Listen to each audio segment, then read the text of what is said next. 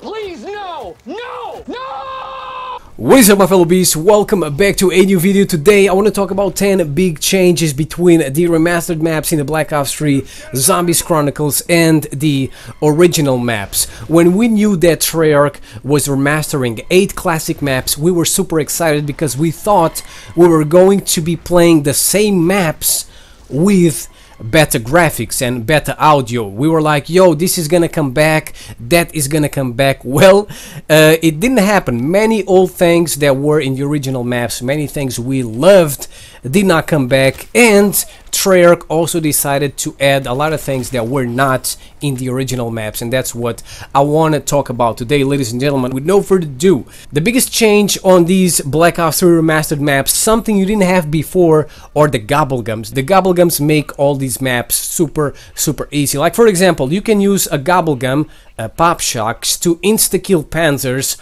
on Origins, and you know that the Panzers are a pain in the ass, and if you don't have a good weapon, you might be in trouble when the Panzers appear. Also, you can use shopping free to open all doors on the map for free on round 1.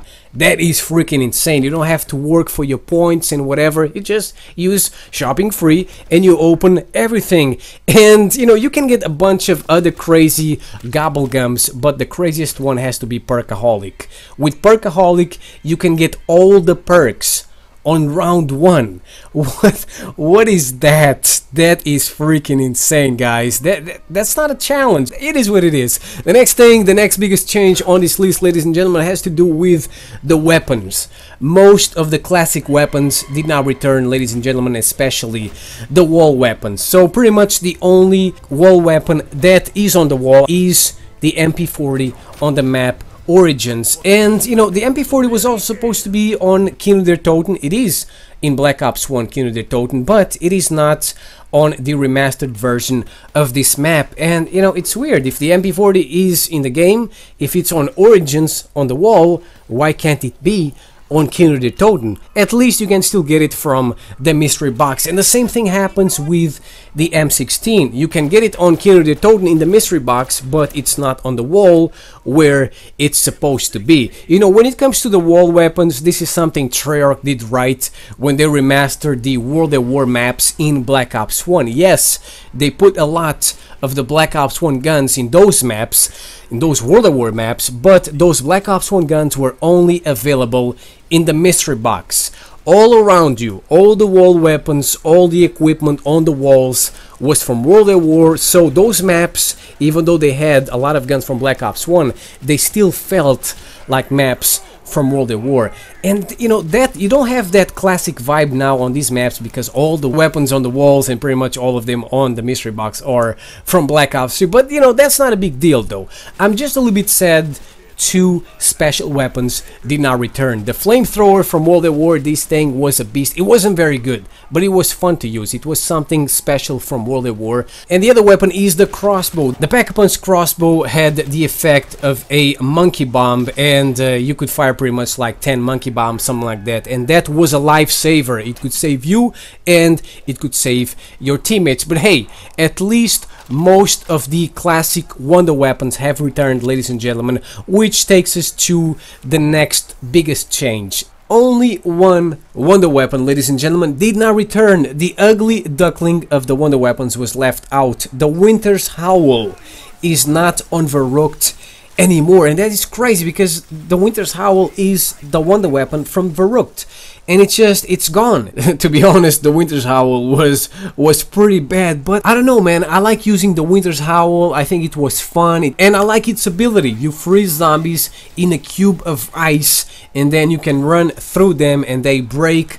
The biggest problem of this gun, of this wonder weapon, is that it runs out of ammo very quick, and obviously that is a problem on high rounds. So now it has been replaced by the Wonder Waffle, and I believe everyone is happy with this decision because the Wonder Waffle is definitely way better than the Winter's Howl. With one shot of the Wonder Waffle, you can kill an entire horde of zombies, while with the Winter's Howl you had to use half of your ammo. The next thing that changed, ladies and gentlemen, is that the one and only our delicious PhD Flopper did not return. Instead, we have Widow's Wine. PhD Flopper did not return because there is no dolphin diving in Black Ops 3. We have the sliding instead. Without PhD Flopper, forget about using any explosive weapons or the normal ray gun, because you might down yourself by mistake due to the splash damage. Talking about the ray gun, ladies and gentlemen, the next change on this list is that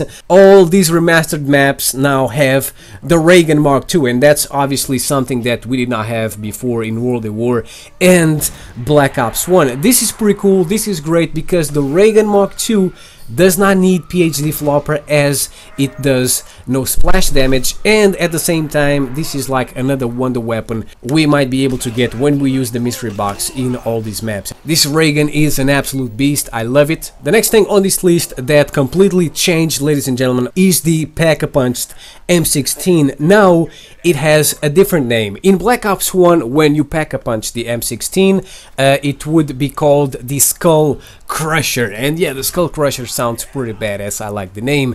And when Pack-a-Punched the M16, you would get the grenade launcher as an attachment, which was pretty cool because by using the grenade launcher you could kill a horde of zombies, at least on the early rounds. And the M16 Pack-a-Punch was also full automatic. Unfortunately, all of that changed in Black Ops 3. Now the Pack-a-Punched M16 is not called the Skull Crusher anymore, it's called the Skull Piercer. It's still pretty cool, but I believe the original name is better. You don't get the grenade launcher anymore, which is a bummer, and it's not full automatic anymore, ladies and gentlemen. It's still a 3-round burst. But hey, at least the Skull Piercer seems to be a little bit stronger than the Skull Crusher. It does more damage on high rounds, and it has a little bit more ammo. So even though it's not as badass, it seems to be a little bit better. The next thing that changed, ladies and gentlemen, is the Specialist Weapon and the Wonder Fizz Machine. Now we are able to get both things in all the maps. Origins already had the Wonder Fizz Machine, which allows you to get a random perk, but none of the other maps had this machine, and this is also a game changer in certain maps. And as I said, the Specialist Weapon, the Annihilator, is also in all the maps, and this thing is like a wonder weapon. You get this thing and you are good to go. If you are in trouble and if you don't have a good wonder weapon, you can pull out of your Annihilator and get out of that sticky situation. The next change on this list, ladies and gentlemen, something we didn't have in the original maps, is the sliding. The sliding is another thing, another feature that makes all these maps way much easier than the original ones. I noticed this yesterday when I was playing Moon. I was, you know, running around in circles on No Man's Land. I was trying to get Jug on round 1 because I don't waste all my money on liquid diviniums, which is the supply drops from zombies, you know, trying to get the perkaholics and whatever. I don't do that shit. So I was doing this and I was like, bro, this is so much easier because you never stop. You run, you slide. You run, you slide. The zombies can never catch you. The dogs can never catch you. While in all the original maps, after sprinting for a while, you would stop running and zombies could catch up to you a little bit. But that doesn't happen anymore with the sliding. You're like Usain Bolt. You're like the fastest man on the planet. The next thing that changed, and this is another big change, ladies and gentlemen, is the map Nacht der Untoten. All the other maps changed a little bit, but this one is the one that changed the most. It is insane. I was in shock when I played Nacht der Untoten for the first time, because it's not hard at all anymore. It is so freaking easy. Back in World at War, Nacht was freaking hard. You just had the wall guns and you had the mystery box. That's it. You had nothing else. And the best gun you could get from the mystery box was the ray gun. Then Nacht der Untoten came out in Black Ops 1, and it was a little bit easier because you had mule kick, you had monkey bombs, you had the Black Ops 1 guns in the mystery box, but it was still hard. And now in Black Ops 3, it's not hard anymore because, I mean, you have the Wonder Fizz machine on Nacht der Untoten. The Wonder Fizz can get you 4 random perks. Just be patient and wait for the perks you want. Then you have the Gobblegum machine, which can give you all the perks on round 1, so you don't even need to use the Wonder Fizz machine. With Gobblegums, You can also get pack-a-punched weapons on Nacht der Untoten. Are you kidding me? You can also get the specialist weapon in the mystery box, the hand cannon, the Annihilator. You can also get, ladies and gentlemen, the ray gun Mark II. As I said, you can get it in all maps, and using this thing in Nacht der Untoten is freaking insane, because until now we could only use the normal ray gun, and this one is so much better because, as I said before, it does no splash damage. And as if all this that I just mentioned wasn't enough, you can also get the one and only, the Beast, the Thunder Gun. So at first I was a little bit mad. I was like, no, this is not Nacht der Untoten, this is not a challenge anymore, I am mad. But after playing it for 4 times in a row and getting all these fun things, being able to use Juggernog and Sleight of Hand on Nacht der Untoten, I was like, man, this is a lot of fun. I want to play more. I don't want to stop playing this map. And the last thing I want to talk about, ladies and gentlemen, are some minor changes on Ascension. Richtofen does not have his spacesuit anymore. Now he has his normal suit. He was like, Jason, please give me some fresh, clean clothes, because this spacesuit smells like garbage. I mean, the guy was using this thing for like, I don't know, 5 years in a row, something like that. Still on Ascension, the rolling zombies are gone, ladies and gentlemen, which is a shame, because on the original Ascension, they kind of looked like they were drunk. Out of nowhere, they would fall on the ground, do a roll, then get back up. It was pretty cool. It was something unique Ascension had. And also, when the game starts on Ascension, it is not completely black and white anymore. Now you get more colors.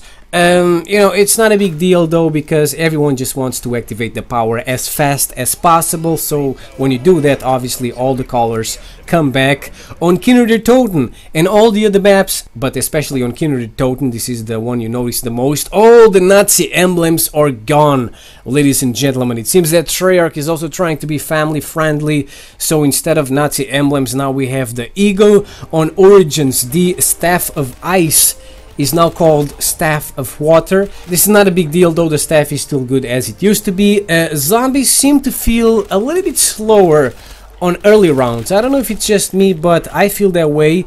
Also, certain areas look bigger on certain maps. On the original maps, these areas felt certain areas felt, you know, tighter, smaller, you could get trapped easier, and now they just feel bigger. Also, now you are able to double Pack-a-Punch on the maps with the Pack-a-Punch machine. You can get, you know, Blast Furnace and stuff like that on Kinder der Toten and whatever, which is obviously something we didn't have in the original maps, and this double Pack-a-Punch is definitely better than the normal Pack-a-Punch.